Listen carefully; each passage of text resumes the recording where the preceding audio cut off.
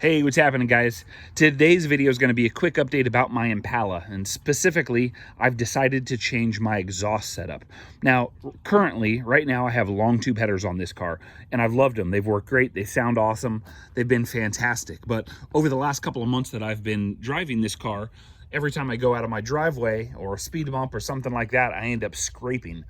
And that hasn't been too big of a deal until this last time I went and did that, and immediately my check engine light went on. Obviously not old school engine, I've got the LS engine in there, but check engine light went on, and I read the code and it was telling me that there was a lean condition.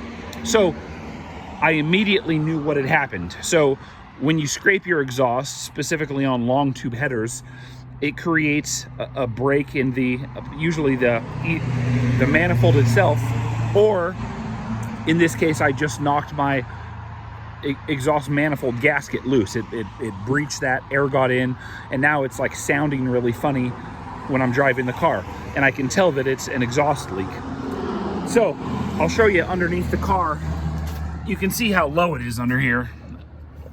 You can see the header all the way on the ground there, but you can see it's the lowest thing on my car. And so what I'd like is that not to be as low as it is. I need to get that tucked up a little bit nicer. And so that's why I decided to do that. But anyway, what made me figure that out was the code was a lean condition, meaning that there's exhaust getting in, throwing out there's air getting in, throwing off the exhaust mixture, creating a lean condition because not enough fuel is getting in. There was too much air getting in. And so that's exactly what was happening. It started to sound really funny. And so, again, I know I don't have a ton of space under there. When I originally put this car together, I decided to get these long tube headers because, again, they're the best from a performance standpoint, right? They flow the best, they give the best torque, they give the best power all across the board. So long tube headers was the deal, but the sacrifice is ground clearance. And you can see down there, they're super low to the ground. And for a street driven car, it's like, is that something that I really wanted to deal with? And I've come to the conclusion that no, it isn't. I want to be able to go over a speed bump and not worry about slamming the exhaust. So these babies are going to have to go. Even though I love them, they're going to have to go because I need the car to be running right. So what I decided was I'm going to pull these off and I'm going to put in some mid-length headers. Now, I did the research. Mid-length headers versus, say, the cast iron headers that, say, Holley or anybody like that makes, super similar in performance. But they're both better than stock manifolds. They all flow better. But mid-length headers are going to give me the ground clearance I want and not sacrifice so much horsepower.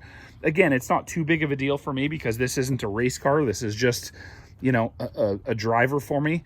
So, you know, if I give up 7, 8, 9 horsepower across the board, that's fine. You look at all the dyno tests, those are all at wide open throttle, and they're like 7 to 9, you know, horsepower difference from long tube headers to appropriately chosen mid-length headers. So that's something I'm willing to deal with, and that's what I'm going to deal with here, so that I can go over exhaust, so I can go over speed bumps without having the exhaust rattle and slam and that awful noise. I'll fire the car up real quick so you can hear what I was hearing.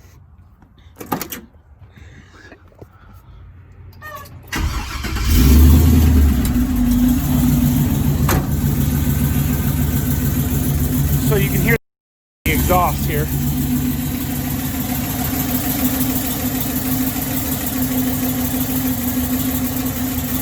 Yeah.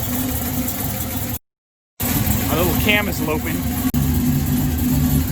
You can hear that tick in the idle. That started right after I scraped the exhaust on the edge of the driveway. So that's right when that started to happen. So I know exactly what it is, and then I verified the code was a lean condition that happened right at that same time. So I know exactly what it is, and I know exactly how to fix it. Overall, it sounds pretty good though.